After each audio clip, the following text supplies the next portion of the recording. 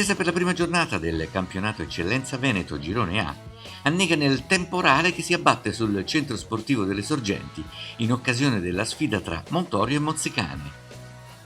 Il direttore della gara è il signor Mattia Marana, coadiuvato dai signori Zanon e Zausa. Le squadre si affrontano con energia, ma le condizioni meteo diventano sempre più proibitive, fino al punto in cui l'arbitro ritiene che la sfera non rimbalza correttamente sul terreno di gioco. A quel punto convoca i due capitani e, riscontrando il fatto che in diverse zone del campo la palla non rimbalza agevolmente, manda le squadre negli spogliatoi.